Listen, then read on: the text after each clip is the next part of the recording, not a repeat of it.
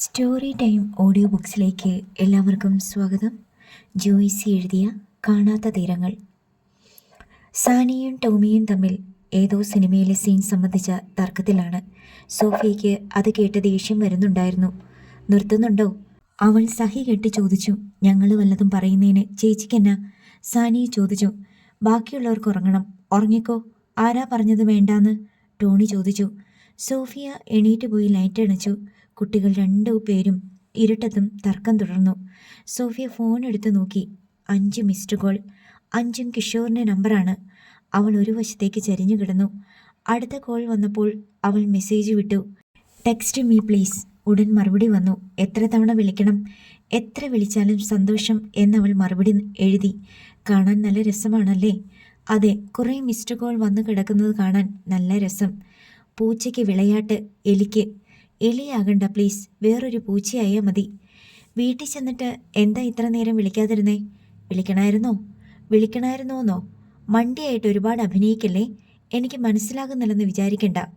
എന്താണ് വലിയ അധികാര സ്വരം? എനിക്ക് കുറച്ച് അധികാരമുണ്ട്. ഞാൻ അംഗീകരിച്ചെങ്കിലല്ലേ?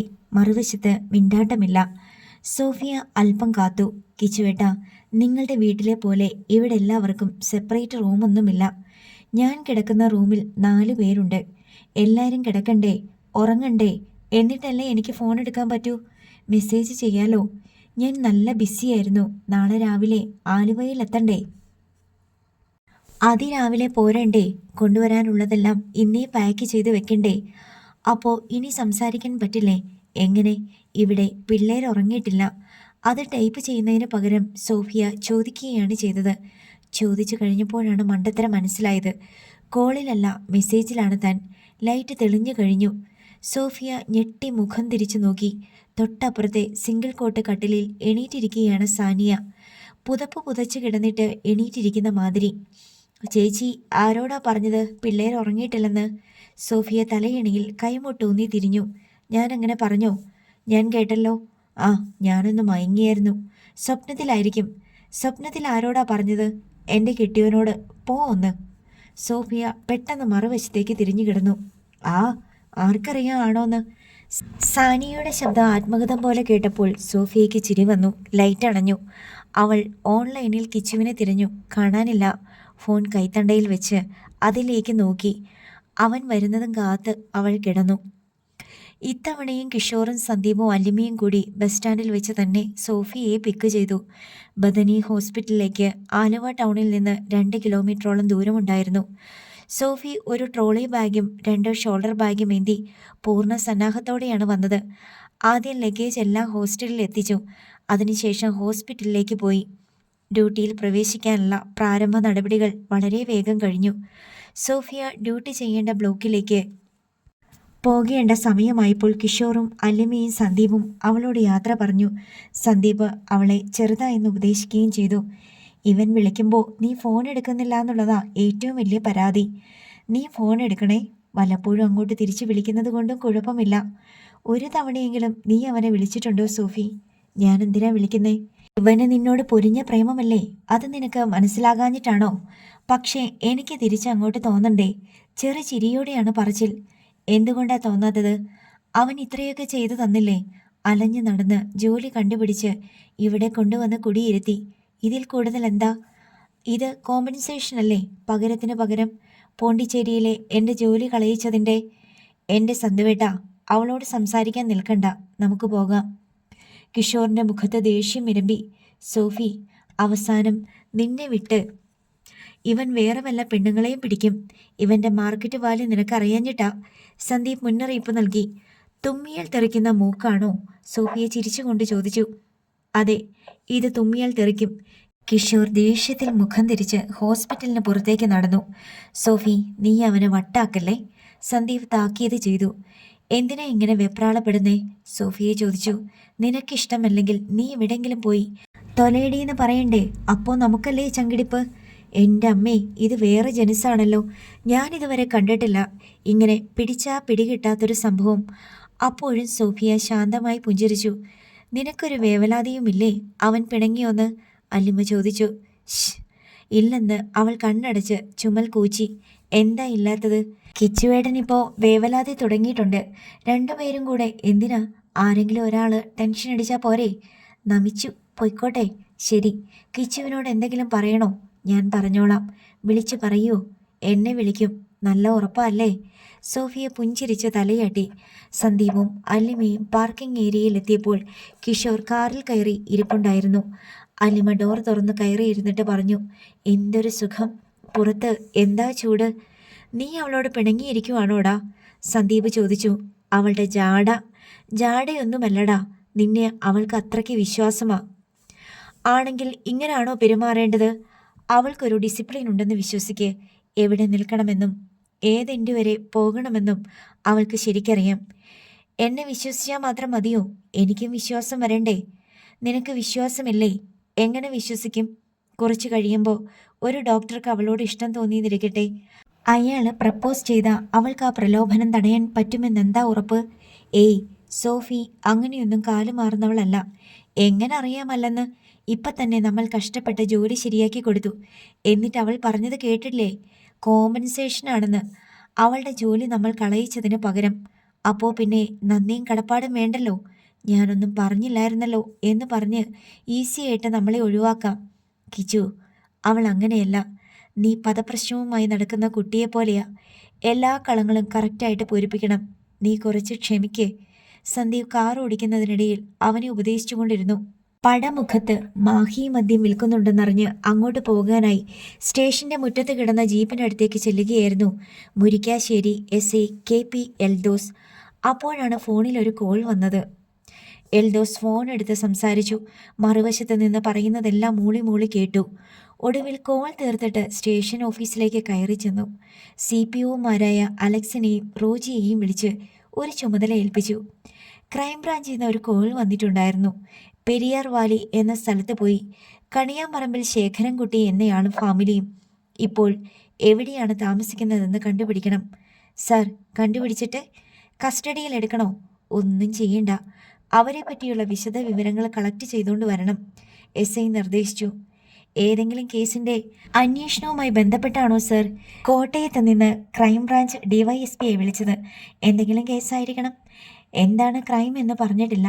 അഡ്രസ് കളക്ട് ചെയ്ത് സ്പോട്ട് ചെയ്ത് വെക്കണം. അത്രയും പറഞ്ഞിട്ട് എൽദോസ് ജീപ്പിൽ കയറി പടമുഖത്തേക്ക് പോയി. CPOമാർ രണ്ടുപേരും ബൈക്കിൽ തേക്കിൻതണ്ട് എന്ന സ്ഥലത്തും രാജപുരത്തും പോയി അന്വേഷണം നടത്തി.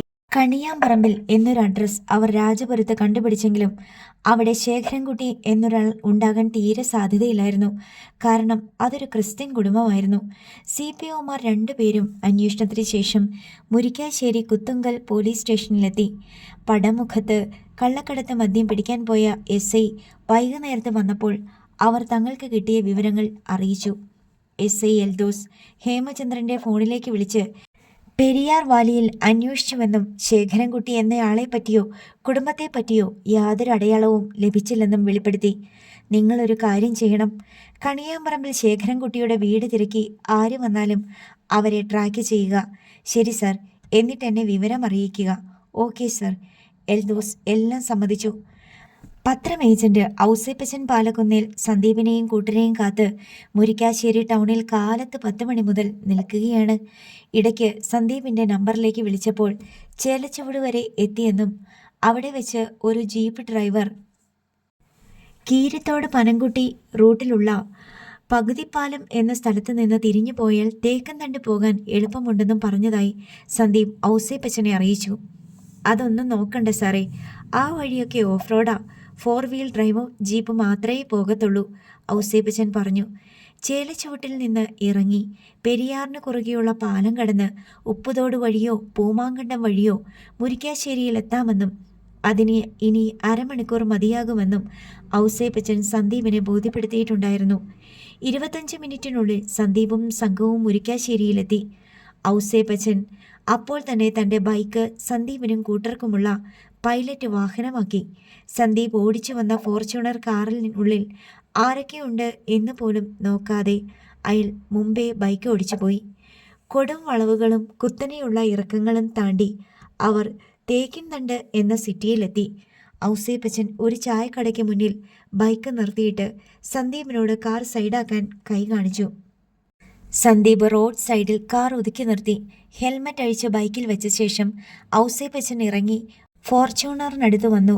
സന്ദീപ് വിൻഡോ ഗ്ലാസ് താഴ്ത്തി ചോദിച്ചു, ഞങ്ങൾ ഇറങ്ങണോ അതോ ചേട്ടൻ ഇതിലോട്ട് കയറുന്നോ? നിങ്ങൾ ഇറങ്ങണം. ഇവിടെ ഒന്നും പേടിക്കാനില്ല സാറേ, ഇത് നമ്മുടെ സാമ്രാജ്യമാ. ധൈര്യമായിട്ട് ഇറങ്ങി വാ. സന്ദീപ് തിരിഞ്ഞ് മറ്റുള്ളവരെ നോക്കി. ആരൊക്കെയാ സാറേ കൂടെയുള്ളത്? ഔസേപ്പച്ചൻ തിരക്കി. സന്ദീപ് മറുപടി പറയാതെ സീറ്റ് ബെൽറ്റ് അഴിച്ച് ഇറങ്ങി. മറുവശത്ത് നിന്ന് കിഷോറും പിന്നിൽ നിന്ന് രാജഗോപാലും അല്ലിമയും ഡോർ തുറന്നിറങ്ങി. നിമിഷങ്ങൾക്കുള്ളിൽ തേക്കിൻതണ്ടി സിറ്റിയിൽ അവിടെ കടകളിലും മറ്റും ഉണ്ടായിരുന്നവരുടെ ശ്രദ്ധാകേന്ദ്രമായി അവർ മാറി. ഔസേപ്പച്ചൻ്റെ അടുത്തേക്ക് ആരാ, എവിടുന്ന തുടങ്ങിയ അന്വേഷണങ്ങൾ എത്തി. കണിയാമ്പറമ്പിൽ ശേഖരൻകുട്ടി എന്നൊരാളെ അന്വേഷിച്ച് എറണാകുളത്തുനിന്ന് വന്നവരാ. ഔസേപ്പച്ചൻ ആളുകളുടെ ചോദ്യങ്ങൾക്ക് മറുപടി കൊടുത്തു. ഇന്നലെ മുരിക്കാശ്ശേരി സ്റ്റേഷനിൽ നിന്ന് 2 പോലീസുകാർ വന്നിട്ടുണ്ടായിരുന്നല്ലോ, ഈ പറഞ്ഞ ആളെ അന്വേഷിച്ചോണ്ട്. കൂട്ടത്തിലൊരാൾ പറഞ്ഞു. എപ്പോ വന്നു? സന്ദീപ് ചോദിച്ചു. ഇന്നലെ ഉച്ച കഴിഞ്ഞ. അവര് പെരിയാർ വാലിയിലും രാജപുരത്തും ഒക്കെ പോയി അന്വേഷിച്ചെന്നാ കേട്ടത്. എന്നിട്ട് ആളെ കണ്ടു കിട്ടിയോ? ഇല്ലെന്നേ. എനിക്ക് തോന്നുന്നത് നിങ്ങൾക്ക് സ്ഥലം മാറിപ്പോയെന്നാ. ഈ പ്രദേശത്ത് കണിയാമ്പറമ്പിക്കാര് ഒറ്റ വീട്ടുകാരേ ഉള്ളൂ, കണിയാമ്പറമ്പി തോമാച്ചനും കുടുംബവും. നാട്ടുകാരിലൊരാൾ പറഞ്ഞു. ഔസേപ്പച്ചൻ ചേട്ടൻ അന്വേഷിച്ചില്ലായിരുന്നോ? സന്ദീപ് ചോദിച്ചു. എനിക്കറിയാവുന്നിടത്തെല്ലാം ഞാൻ തിരക്കി. ഒന്നാമത് ഈ പെരിയാർ വാലി എന്ന് പറയുന്ന സ്ഥലം ശരിക്കും ഇല്ല. തേക്കുംതണ്ട മുതൽ പെരിയാർ വരെയുള്ള സ്ഥലങ്ങളെല്ലാം മൊത്തത്തിൽ പെരിയാർ വാലി എന്ന് അറിയപ്പെടുന്നേ. സത്യം പറഞ്ഞാൽ തേക്കുംതണ്ട് പെരിയാർ വാലിയ, രാജപുരം പെരിയാർ വാലിയ, പുള്ളിക്കുടി പെരിയാർ വാലിയ. ഔസേപ്പച്ചൻ വിശദീകരിച്ചു. നിങ്ങൾ ഉദ്ദേശിക്കുന്ന ആള് ചിലപ്പോൾ പെരിഞ്ചാംകുട്ടിയിലോ മാങ്കുവേലോ ആയിരിക്കും, നാട്ടുകാരിലൊരാൾ അഭിപ്രായപ്പെട്ടു. പെരിയാർ വാലി തന്നെ, അതിന് മാറ്റമൊന്നുമില്ല, സന്ദീപ് തീർത്തു പറഞ്ഞു. ഫോർച്യൂണിനരികിൽ ആളുകളുടെ എണ്ണം കൂടിക്കൂടി വന്നു. ആളുകൾക്ക് നടുവിൽ അല്ലിമയുടെ സാന്നിധ്യം മാത്രം മതിയായിരുന്നു ആൾക്കൂട്ടം വലുതാകാൻ. സിനിമാ നടിയെപ്പോലെ സുന്ദരിയായ ഒരു യുവതിയും കൂടെ 3 പുരുഷന്മാരും. ആൾക്കൂട്ടത്തിലൊരാൾ ചോദിക്കുകയും ചെയ്തു, നിങ്ങൾ സിനിമാക്കാരാണോ? അല്ല, കിഷോർ മറുപടി പറഞ്ഞു. ഇവിടൊക്കെ സിനിമാക്കാർ വന്ന് ഷൂട്ടിംഗ് നടത്താറുണ്ട്. മമ്മൂട്ടിയുടെ ലൗഡ് സ്പീക്കർ ഇവിടെ അടുത്ത് തോപ്രാംകുടിയിൽ വെച്ച് എടുത്തതാ. പിന്നെ മഹേഷിൻ്റെ പ്രതികാരം, അതിൻ്റെ ഷൂട്ടിങ്ങും പ്രകാശിലായിരുന്നു. മറ്റൊരാൾ തൻ്റെ സിനിമാജ്ഞാനം വെളിപ്പെടുത്തി. സാറേ, ഈ പറയുന്ന ശേഖരൻകുട്ടി ആരാ? ബന്ധുവാണോ അതോ വല്ല പറ്റിപ്പുകാരനുമാണോ? മറ്റൊരാൾ തിരക്കി. 22 വർഷം മുമ്പ് മണിമലയിൽ നിന്ന് വിറ്റുപെറുക്കി പോന്ന ആളാ അല്ലേ സാറേ? എന്നോട് അങ്ങനെയല്ലേ പറഞ്ഞത്? ഔസേപ്പച്ചൻ സന്ദീപിനോട് ചോദിച്ചു. അതെ, മണിമലക്കാരൻ ശേഖരൻകുട്ടി. ഭാര്യയുടെ പേര് രമണി. സന്ദീപ് നാട്ടുകാരിൽ ഓരോരുത്തരുടെയും പ്രതീക്ഷയോടെ നോക്കി. സാറന്മാരെ, പള്ളിക്കുടിയിലൊരു ശേഖരമാമനുണ്ട്, മീൻപിടുത്തക്കാരനാ. താടിയും മീശയും നരച്ച ഒരു വൃദ്ധൻ പറഞ്ഞു. പുള്ളിക്കാരൻ ഈ പറഞ്ഞ പോലെ എങ്ങാണ്ടൊന്നും ദൂരേന്ന് സ്ഥലം വാങ്ങിച്ചു വന്നതാ.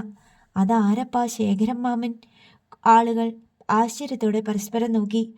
പള്ളിക്കുടി കഴിഞ്ഞിട്ട് പെരിയാറിന് കുറുകെയുള്ള ചപ്പാത്തിലോട്ട് ചെല്ലുമ്പോൾ വലത്തോട്ടൊരു വഴിയുണ്ട്. വലിയ മലഞ്ചെരുവ. ഏതാണ്ട് ആനക്കയത്തിനും മേളിലായിട്ട് വരും ഞാൻ ഈ പറഞ്ഞ ശേഖരൻ മാമയുടെ വീട്. വലിയ വീടൊന്നുമല്ല, ഒരു പഴയ പെരയാ. സന്ദീപിന് പ്രത്യാശയായി. അവൻ കിഷോറിനെയും രാജഗോപാലിനെയും നോക്കി. നമുക്കവിടെ പോയി അന്വേഷിക്കാം. പക്ഷെങ്കിൽ സാറേ, ഈ വണ്ടിയൊന്നും പോകത്തില്ല. ഫ്രണ്ട് ഗിയറുള്ള ജീപ്പ് ഉണ്ടെങ്കിൽ ചിലപ്പം പോയേക്കും. ഉരുള് പൊട്ടാത്ത ഒരു പറമ്പ് പോലും അവിടെ എങ്ങും ഇല്ല. 2017-ലും 18-ലും ഉരുളിൻ്റെ 8 കളിയായിരുന്നു. സന്ദീപ് ഉടൻ തന്നെ ഔസേപ്പച്ചനുമായി കൂടിയാലോചിച്ചു. 4 വീൽ ഡ്രൈവ് ജീപ്പ് ഏർപ്പാടാക്കാമെന്ന് ഔസേപ്പച്ചൻ ഏറ്റു. അരമണിക്കൂറിനുള്ളിൽ ജീപ്പെത്തി. സന്ദീപും കൂട്ടരും ഔസേപ്പച്ചനും നാട്ടുകാരിൽ 2 പേരും കൂടി ജീപ്പിൽ കയറി. ജീപ്പ് പള്ളിക്കുടിയിലേക്ക് തിരിച്ചു. മുൻപോട്ട് പോകുന്തോറും റോഡ് മോശമായി വന്നു. ചെങ്കുത്തായ മലകളിൽ ഉരുൾപൊട്ടി ഒലിച്ചുപോയ കൃഷിസ്ഥലങ്ങൾ ഇടയ്ക്കിടെ കാണാമായിരുന്നു. പള്ളിക്കുടി സിറ്റിയിൽ ജീപ്പ് നിന്നു. ഒരു ചെറിയ ചായക്കടയും പലവ്യഞ്ജനക്കടയും ചേർന്നാൽ പള്ളിക്കുടി സിറ്റിയായി. ചായക്കടക്കാരനോട് ഔസേപ്പച്ചൻ ശേഖരൻകുട്ടിയെപ്പറ്റി ചോദിച്ചു. കണിയാമ്പറമ്പിൽ എന്നൊരു വീട്ടുപേര് ചായക്കടക്കാരന് അറിയില്ല. ശേഖരമ്മാവൻ എന്നൊരാൾ വല്ലപ്പോഴും കടയിൽ വരാറുണ്ട്. അയാളുടെ താമസ സ്ഥലം കൃത്യമായി അറിഞ്ഞുകൂടാ. സന്ദീപും ജീപ്പിൽ നിന്നിറങ്ങി. ചുറ്റുപാടുകൾ വീക്ഷിച്ചു. ചെങ്കുത്തായ മലനിരകളാണ് ചുറ്റിലും. സന്ദീപ് പലവ്യഞ്ജനക്കടയിൽ കയറിയിട്ട് കടക്കാരനോട് തിരക്കി. ശരിക്കും പെരിയാർ വാലി ഇതാണോ? ഈ പ്രദേശം മൊത്തം പെരിയാർ വാലിയാ സാറേ, കടക്കാരൻ ഒട്ടൊരു ആശ്ചര്യത്തോടെ പറഞ്ഞു. ആ വലത്തോട്ട് പോണ റോഡ് എങ്ങോട്ടുള്ളതാ? സന്ദീപ് ചോദിച്ചു. അത് മങ്കൂവ, 1.5 കിലോമീറ്റർ പോയാൽ മതി. മങ്കൂവ നല്ലപോലെ ആൾവാസമുള്ള പ്രദേശമാണോ? വീടുകളും കൃഷിസ്ഥലങ്ങളും ഒക്കെയുണ്ട്. അങ്ങോട്ടുള്ള വഴി നല്ലതാണോ?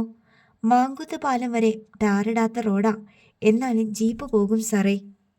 ശേഖരൻ മാമൻ എന്ന് പേരുള്ള ആള് ഇന്നാട്ടുകാരനാണോ അതോ മണിമലയിന്ന് വന്നതാണോ? അതേപ്പറ്റി എനിക്ക് വലിയ പിടിയില്ല. താഴത്തെ ഭാഗത്ത് എവിടെയോ ആണ് താമസം. ഇവിടെ വല്ലപ്പോഴും സാധനങ്ങൾ മേടിക്കാൻ വരാറുള്ളതാ. താഴത്താ ഭാഗം എന്ന് പറയുമ്പോൾ എവിടായിട്ട് വരും? ഈ റോഡ് ഇറക്കമിറങ്ങി താഴോട്ട് ചെല്ലുമ്പോൾ പെരിയാറിന് കുറുകെ ഒരു ചപ്പാത്തുണ്ട്, ആ ഭാഗമാ. ഔസേപ്പിച്ചൻ ചായക്കടക്കാരനോട് സംസാരിച്ചിട്ടും കൂടുതൽ തെളിവൊന്നും കിട്ടിയില്ല. അവർ വീണ്ടും ജീപ്പിൽ കയറി ചപ്പാത്ത് ഭാഗത്തേക്ക് ഓടിച്ചുപോയി. പെരിയാറിന് കുറുകെയുള്ള ചപ്പാത്തിനടുത്തായി ജീപ്പ് നിർത്തിയിട്ട് എല്ലാവരും പുറത്തിറങ്ങി. കൊക്കോയും റബ്ബറും വളരുന്ന കൃഷിസ്ഥലങ്ങളാണ് എല്ലായിടവും. അവിടെ ചില വീടുകൾ. നമുക്ക് ശേഖരൻ മാമൻ്റെ വീട് മാത്രം അന്വേഷിച്ചാൽ മതി. കണിയാമ്പറമ്പ് വിട്ടേക്കാം, സന്ദീപ് ഔസേപ്പച്ചനോട് പറഞ്ഞു. റോഡിൻ്റെ ഇടതും വശത്തും കൃഷിഭൂമികളിലൂടെ ചില ഒറ്റയടി പാതകൾ കാണാമായിരുന്നു.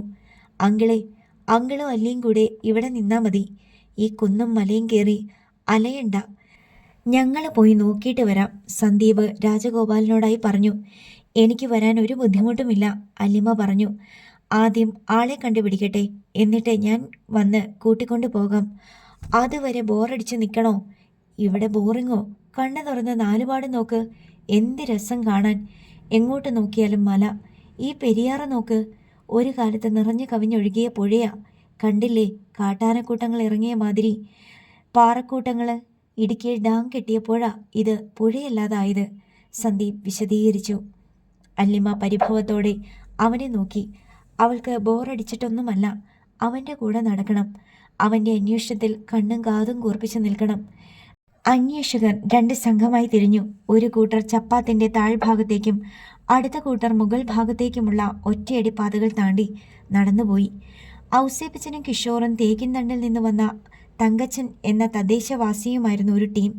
സന്ദീപും ജീപ്പ് ഡ്രൈവറും തേക്കിൻതണ്ടിൽ നിന്ന് വന്ന പൈലിക്കുഞ്ഞ് എന്നയാളും മറ്റൊരു ടീമായി ചപ്പാത്തിൻ്റെ താഴ്ഭാഗത്തുള്ള വീടുകളെ ലക്ഷ്യമാക്കി. കൊക്കോ തോട്ടത്തിന് നടുവിലുള്ള ഒരു പഴയ വാർക്ക വീട്ടിലെ കാരണവർ സന്ദീപിനും സംഘത്തിനും നിർണായകമായ വിവരം നൽകി. ഇവിടുന്ന് ആ വഴിക്കൂടെ കയ്യാല കടന്ന് അപ്പുറത്ത് ചെല്ലുമ്പം താഴോട്ടൊരു നടപ്പുവഴിയുണ്ട്. അതീ പറഞ്ഞ ശേഖരൻ്റെ വീട്ടിലോട്ടുള്ളതാ. വലിയ വീടെന്ന് പറയാനില്ല, ആസ്പെറ്റോസാ, എങ്ങാണ്ടെന്ന് പൊളിച്ചോണ്ട് വന്ന് വെച്ചതാ.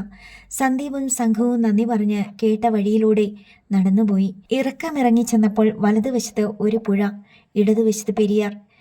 2 പുഴയും കൂടിച്ചേരുന്ന ഒരു പ്രദേശം. സന്ദീപ് പുഴ നോക്കി നിൽക്കുന്നത് കണ്ട് പൈലിക്കുഞ്ഞ് പറഞ്ഞു. അത് ചിന്നാറാ. അത് പെരിയാറിൽ വന്ന് ചേരുന്നതാ. നമ്മൾ താഴോട്ട് നോക്കുമ്പോൾ കാണുന്നേ.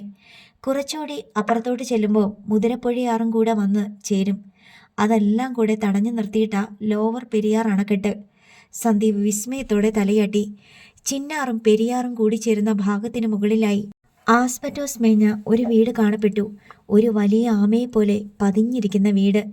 വീടിന് ചുറ്റും കൊക്കോയും വാഴയും ഇഞ്ചിയും ഒക്കെയാണ് കൃഷി. ഒരിടത്ത് പാവൽ കൃഷിയും കാണാമായിരുന്നു. വീട്ടുമുറ്റം സമനിരപ്പ് ആയിരുന്നില്ല. അത് 2 തട്ടായി കിടന്നു. മുറ്റത്തിന് നടുവിൽ ഒരു പാറ പൊന്തി നിന്നു. വീടിൻ്റെ മുൻവശം പലക തട്ടി അടിച്ചിരിക്കുന്നു. ഇവിടെ ആരുമില്ലേ? പൈലിക്കുഞ്ഞ് മുറ്റത്ത് നിന്ന് ആരോടൊന്നില്ലാതെ വിളിച്ചു ചോദിച്ചു. 65 മേൽ പ്രായം തോന്നിക്കുന്ന ഒരു സ്ത്രീ പലക തട്ടിക്കൊണ്ട് മറച്ച തിണ്ണയിൽ വാതിലിൻ്റെ ഭാഗത്ത് പ്രത്യക്ഷപ്പെട്ടു. മുറ്റത്ത് നിൽക്കുന്നവരെ അവർ അമ്പരപ്പോടെ നോക്കി. ഞങ്ങൾ വില്ലേജിൽ നിന്ന്. മറ്റാരും സംസാരിക്കുന്നതിന് മുമ്പേ സന്ദീപ് പറഞ്ഞു. ഇവിടെ ആരൊക്കെയാ താമസം? ഇവിടെ ഞാനും എൻ്റെ കെട്ടിയവനും മാത്രമാ, സ്ത്രീ പറഞ്ഞു. ഓഹോ, നിങ്ങളുടെ ഭർത്താവ് എവിടെ? സന്ദീപ് അധികാരഭാവത്തോടെ ചോദിച്ചു.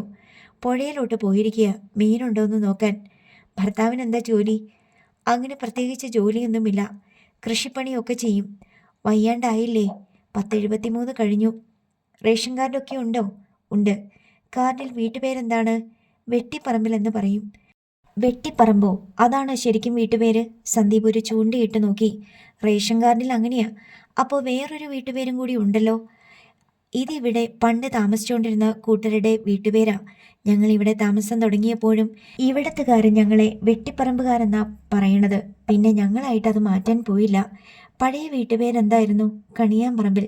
സന്ദീപിൻ്റെ നെഞ്ചിനരികിലൂടെ ഒരു കൊള്ളിമീൻ പാഞ്ഞു. രാജപുരത്തുണ്ടല്ലോ കണിയാമ്പറമ്പക്കാര്.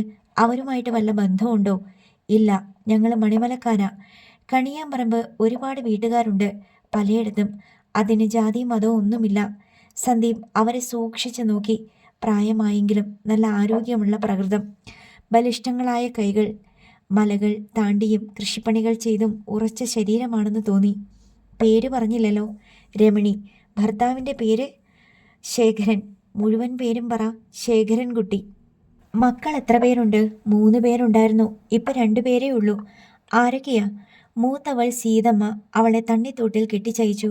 ഒരുപാട് വർഷങ്ങളായി. 27 വർഷമായി സാറേ. ഏറ്റവും ഇളയവൻ രമേശൻ ഇപ്പം ഇവിടില്ല. എവിടെയാ? ജയിലിലാ സാറേ. എന്ത് കുറ്റത്തിന്? കഞ്ചാവ് കേസാ. അയാൾ കല്യാണം കഴിച്ചില്ലേ? കഴിച്ചതൊക്കെയാ. ആ പെണ്ണൊക്കെ പിണങ്ങിപ്പോയി. അവൻ്റെ കയ്യിലിരിപ്പ് കൊണ്ടാ. ഒരാളിൻ്റെ കാര്യം പറഞ്ഞില്ലല്ലോ. അതെൻ്റെ 2ാമത്തെ മോനായിരുന്നു. ഒരു ദിവസം കാണാതായി. ഇപ്പം 22 വർഷം കഴിഞ്ഞു. സന്ദീപിൻ്റെ ഹൃദയമിടിപ്പേറി. അയാളുടെ പേരെന്തായിരുന്നു? ചന്ദ്രബാബു. കാണാണ്ടായിട്ട് നിങ്ങളാരും അന്വേഷിച്ചില്ലേ? സന്ദീപിൻ്റെ ചോദ്യത്തിന് മറുപടി ഉണ്ടായില്ല. സന്ദീപ് രമണിയെ ഒന്നുകൂടി സൂക്ഷിച്ചു നോക്കി. പറയേണ്ടതിലധികം പറഞ്ഞു കഴിഞ്ഞു എന്നൊരു ഭാവം അവരുടെ കണ്ണുകളിലുണ്ടായിരുന്നു. നിങ്ങളുടെ ഭർത്താവിനെ ഒന്ന് കാണണമല്ലോ. സന്ദീപ് അടുത്ത ആവശ്യം ഉന്നയിച്ചു. കുറച്ച് നിൽക്കുമെങ്കിൽ ഞാൻ പോയി വിളിച്ചോണ്ട് വരാം.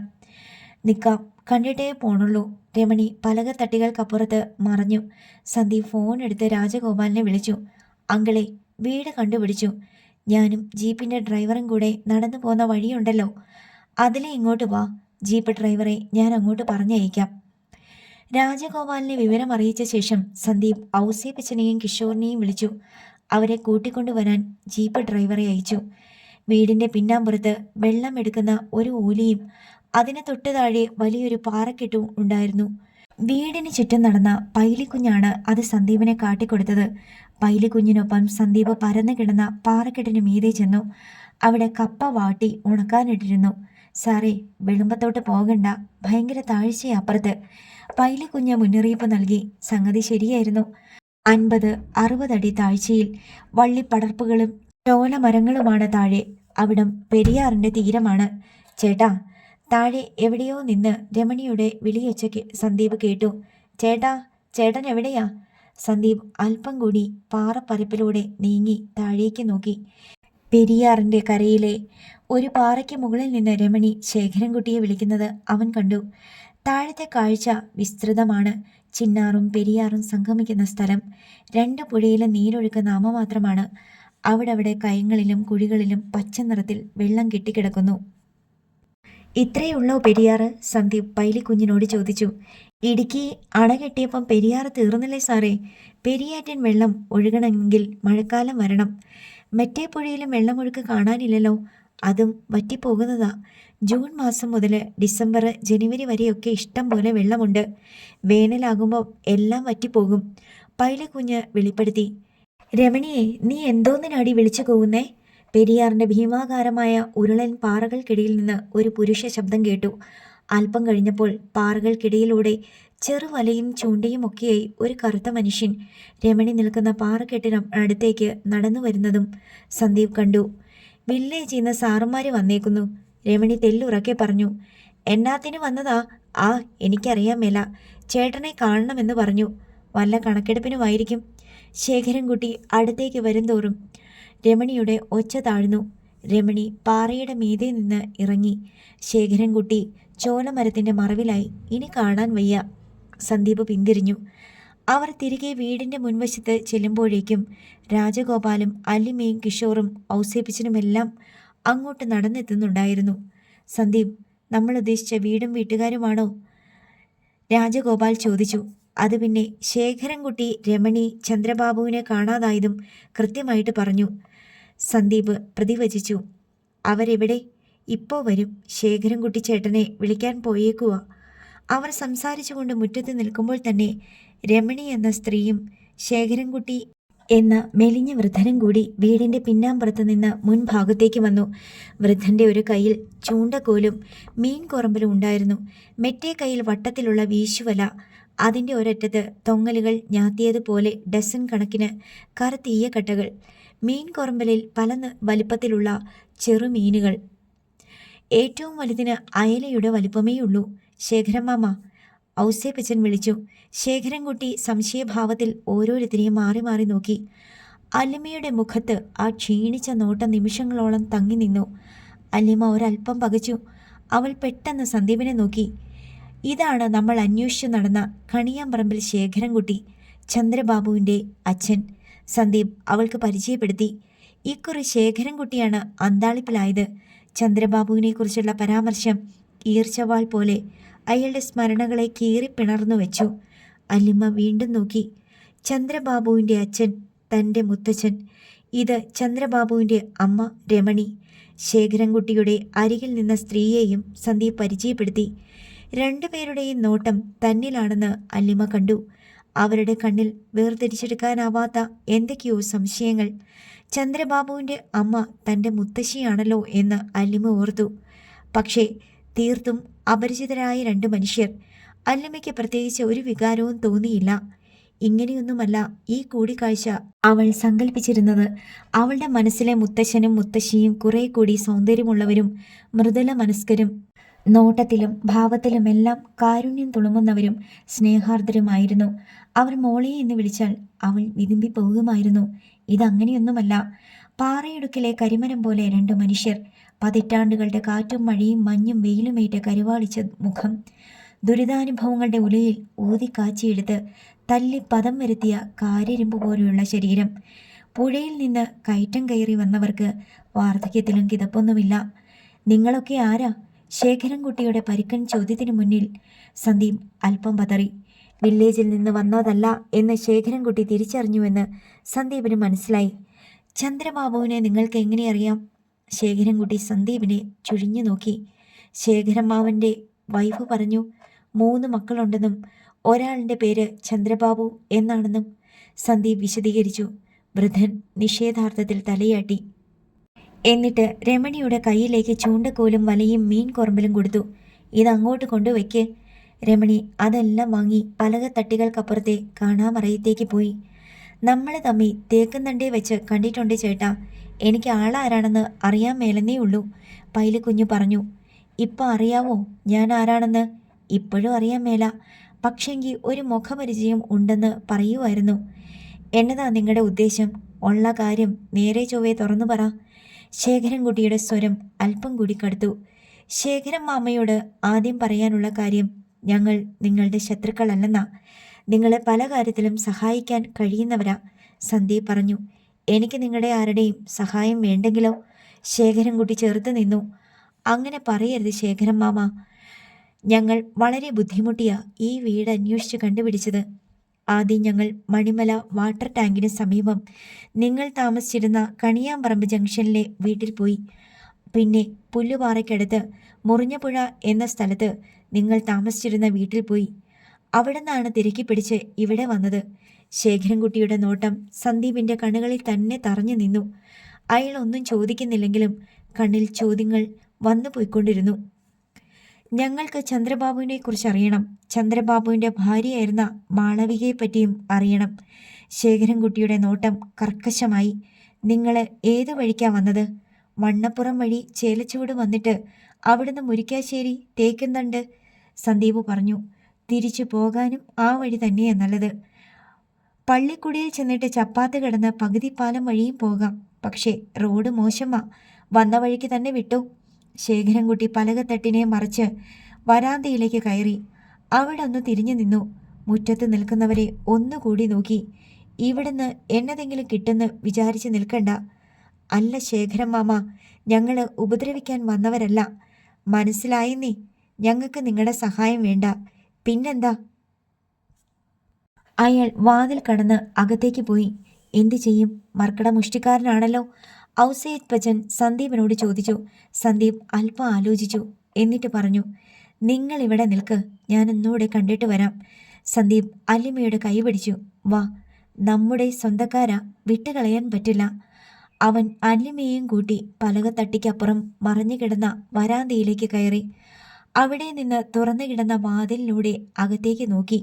ഒരു ഡെസ്കിന് ഇരുവശത്തും 2 ചെറിയ ബെഞ്ചുകൾ ഇട്ടിരിക്കുന്ന മുറി, കിളിവാതിൽ പോലൊരു ജനാല, ഒരു കട്ടിലും ചുമരോട് ചേർത്ത് വെച്ച കുറച്ച് ചാക്കുകെട്ടുകളും, ഇരിക്കാൻ 4-5 പ്ലാസ്റ്റിക് കസേരകളും, തടിയിൽ പണിത ടീപ്പോയും.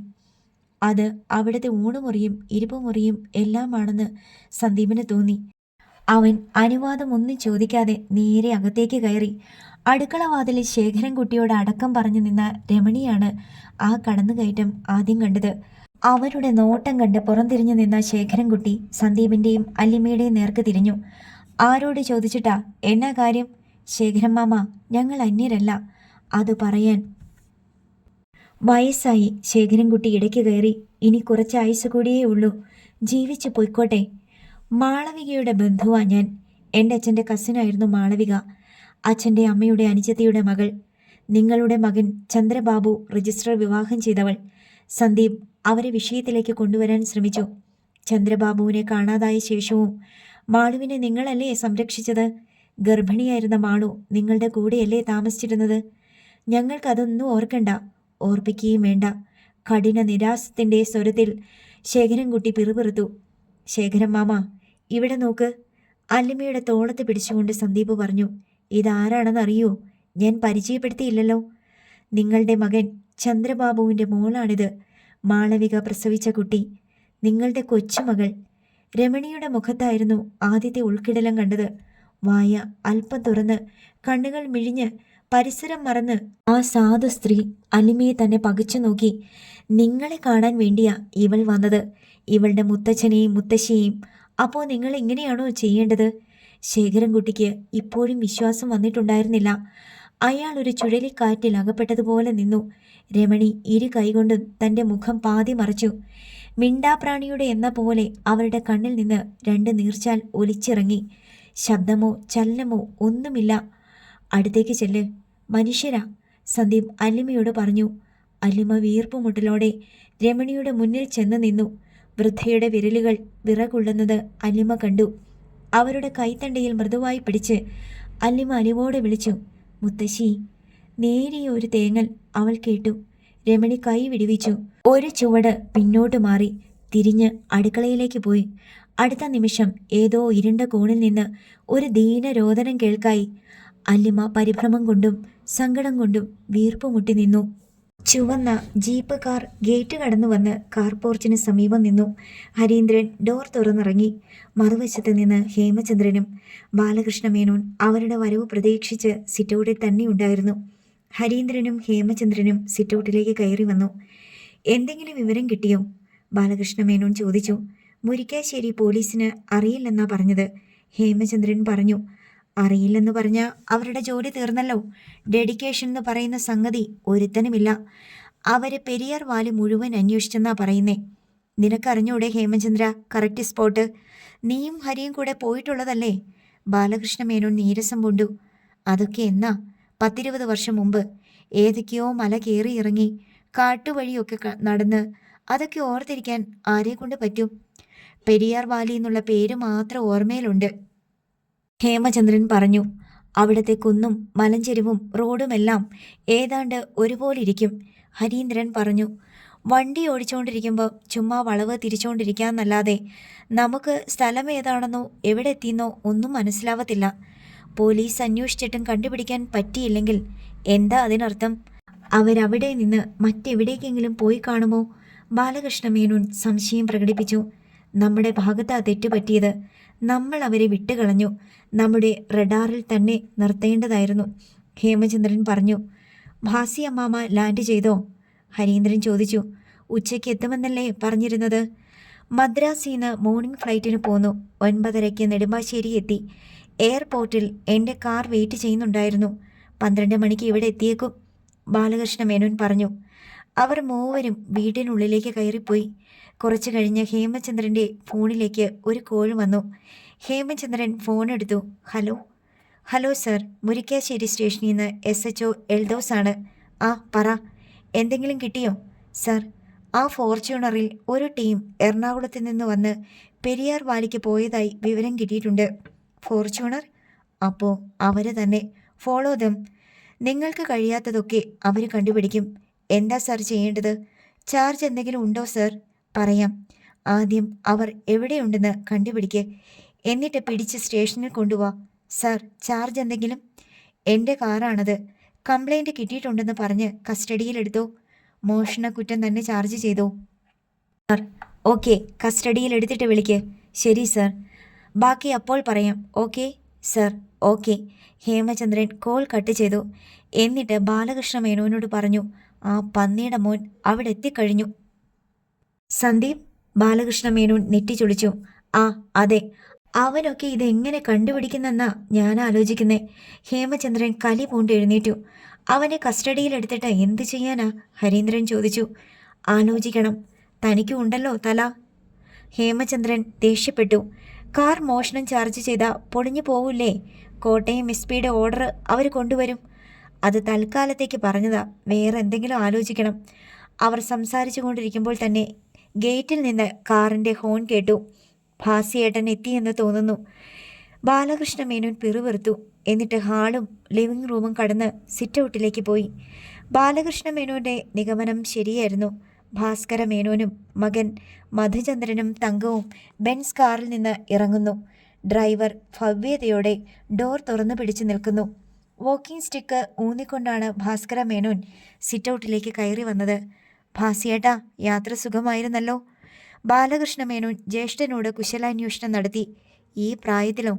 10 മിനിറ്റിൽ കൂടുതലുള്ള ഒരു യാത്രയും സുഖമല്ല, ഭാസ്കര മേനോൻ പറഞ്ഞു. നിവൃത്തികേട് കൊണ്ട് മാത്രം വന്നതാണ്.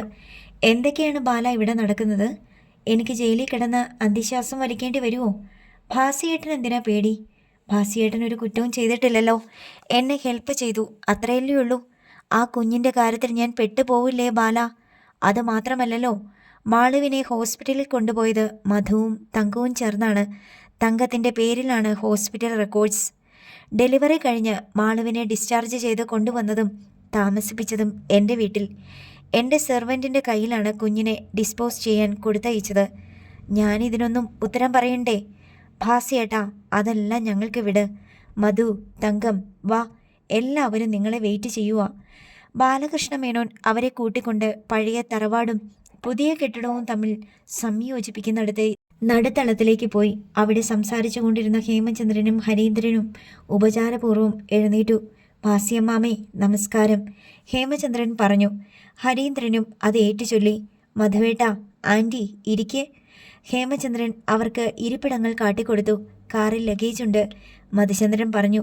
ഡ്രൈവറെ കൊണ്ട് എടുപ്പിക്കാം. ഹേമചന്ദ്രൻ ഡ്രൈവറോട് പറയാൻ പോയി. അഞ്ജന എവിടെ? തങ്കം തിരക്കി. ലഗേജിൽ 4 മണി കഴിയും, ബാലകൃഷ്ണ മേനോൻ പറഞ്ഞു. എല്ലാവരും അവരവർക്ക് പറ്റിയ ഇരിപ്പിടത്തിലിരുന്നു. ബാല, നമുക്ക് ജയദേവനെ കാണണം. നമുക്ക് 2 ആൾക്കും കൂടി പോകാം. സുജാത ജീവിച്ചിരിപ്പുണ്ടായിരുന്നെങ്കിൽ അവൾ ഒരൊറ്റ വാക്ക് പറഞ്ഞാൽ മതി, എല്ലാം അടങ്ങിയേനെ. ഭാസ്കര മേനോൻ പറഞ്ഞു. സുജാത ഇല്ലല്ലോ.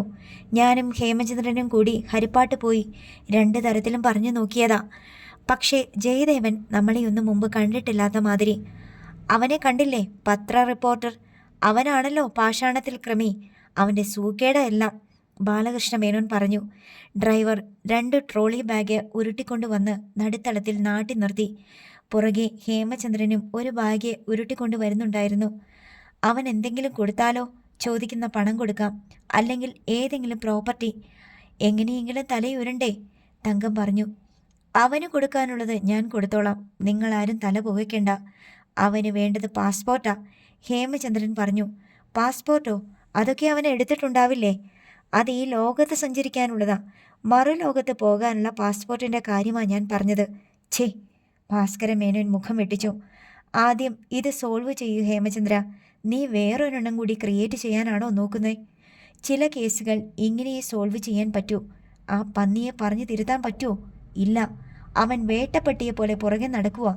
നമ്മൾ അവൻ്റെ വീട്ടിൽ ചെന്ന് എങ്ങനെയെങ്കിലും ഒതുക്കാൻ ശ്രമിക്കുമ്പോൾ അവൻ നേരെ ഇങ്ങോട്ട് കയറി ആക്രമിക്കുന്നു. ഇവിടെ വന്നു അവൻ. ഹരീന്ദ്രൻ്റെ വീട്ടിൽ വന്നു. ഇടുക്കിക്ക് പോയിരിക്കുന്നു.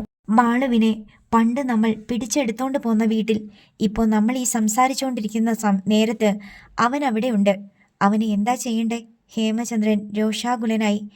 ഏതെങ്കിലും മീഡിയേറ്ററെ വെച്ച് സംസാരിച്ചാലോ, അവൻ്റെ പ്രോബ്ലം എന്താണെന്ന് ചോദിച്ചറിയാം, തങ്കം അഭിപ്രായപ്പെട്ടു. അതിനൊന്നും അവൻ തയ്യാറല്ല. ഇപ്പുറത്തെ സ്വന്തം തറവാട്ടുകാരും ബന്ധുക്കളും ഒക്കെയാണെന്ന് അവനറിയാം. പക്ഷേ അവൻ ഒരു ഇഞ്ച് പിന്നോട്ട് മാറില്ല.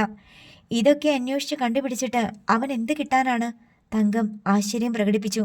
ബാലകൃഷ്ണ മേനോനും ഹേമചന്ദ്രനും പരസ്പരം അർദ്ധഗർഭമായി നോക്കി.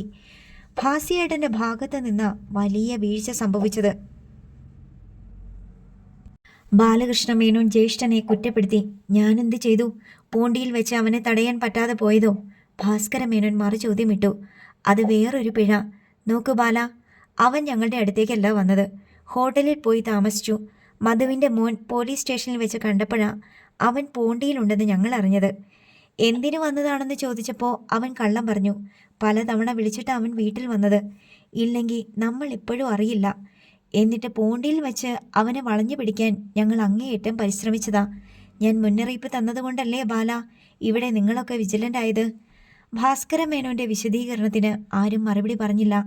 പിന്നെ എൻ്റെ ഭാഗത്ത് എന്ത് വീഴ്ച വന്നു എന്നാ? ഇപ്പോഴല്ല, 10-20 വർഷം മുമ്പ് ഹരീന്ദ്രൻ ഇടപെട്ടു. ഒരു കുഞ്ഞിനെ ഏൽപ്പിച്ചിരുന്നല്ലോ. അതിൻ്റെ ശല്യം തീർത്തേക്കണമെന്ന് പറഞ്ഞ് ആ ജോലി കൃത്യമായിട്ട് ചെയ്തോ ഭാസിയമ്മാവ? എന്താ സംശയം? അന്നത് വേണ്ട പോലെ കൈകാര്യം ചെയ്തിരുന്നെങ്കിൽ ഇങ്ങനൊരു ബുദ്ധിമുട്ട് വരില്ലായിരുന്നു. ഹേമചന്ദ്രൻ കുറ്റപ്പെടുത്തി. വേണ്ട പോലെ തന്നെയാണ് ചെയ്തത്, ഭാസ്കര മേനോൻ പറഞ്ഞു. എന്തു ചെയ്തു? ആ കുഞ്ഞിൻ്റെ കാര്യമല്ലേ? അതിനെ കടലിൽ കളഞ്ഞു. വല്യച്ഛനല്ലല്ലോ ചെയ്തത്. ഏതോ ഒരു സെർവൻറ്റിനെ ഏൽപ്പിക്കുകയല്ലായിരുന്നോ? അയാൾ അത് ചെയ്തെന്ന് ഉറപ്പാക്കിയിരുന്നോ ഒന്ന്? ഹേമചന്ദ്രൻ ചോദിച്ചു. അവിടൊന്നും ഒരു വീഴ്ചയും ഉണ്ടായിട്ടില്ല. അതിൻ്റെ പേരിൽ കഴിഞ്ഞ 21 വർഷത്തിനിടയിൽ ഒരു തരത്തിലുള്ള ബുദ്ധിമുട്ടും ആർക്കും വന്നിട്ടില്ലല്ലോ. ഉണ്ടോ? 21 വർഷം ഇല്ലായിരുന്നു. പക്ഷേ ഇപ്പോൾ അതിൻ്റെ ബുദ്ധിമുട്ടാണ് നമ്മൾ അനുഭവിക്കുന്നത്, ഹേമചന്ദ്രൻ പറഞ്ഞു. എന്താ നിങ്ങൾ പറയുന്നതിൻ്റെ അർത്ഥം? ഇപ്പോഴും മനസ്സിലായില്ലേ? നിങ്ങൾ കടലിലെറിഞ്ഞെന്ന് പറഞ്ഞ കുട്ടി മരിച്ചിട്ടില്ല. അതിപ്പോഴും ജീവിച്ചിരിക്കുന്നു. ഭാസ്കര മേനോൻ്റെ മുഖത്തെ നടുക്കം വ്യക്തമായിരുന്നു. മധുചന്ദ്രനും തങ്കവും അന്ധാളിച്ചു പോയി. നോ, ഭാസ്കര മേനോൻ മുഖം വെട്ടിച്ചു. നോ, ഞാൻ വിശ്വസിക്കില്ല. It's impossible. I can't believe it. തീർന്നില്ല. അന്നത്തെ ആ കുട്ടി ഇന്ന് അവളുടെ അച്ഛനെയും അമ്മയെ അന്വേഷിച്ച് നടക്കുകയാണ്. അതിൻ്റെ ഭാഗമായിട്ടാണ് ജഡ്ജി ഏമാൻ്റെ മോൻ പോണ്ടിച്ചേരിയിലേക്ക് വന്നതും ഈ തറവാട്ടിലും മല്ലികയുടെ വീട്ടിലും വന്ന് തെളിവെടുപ്പ് നടത്തിയതും. ബാലകൃഷ്ണ മേനോൻ വെളിപ്പെടുത്തി. ഭാസ്കര മേനോൻ അപ്പോഴും വിശ്വാസം വരാതെ നിഷേധാർത്ഥത്തിൽ മുഖം അങ്ങോട്ടും ഇങ്ങോട്ടും വെട്ടിച്ചു. അടുത്ത ഭാഗം നാളെ.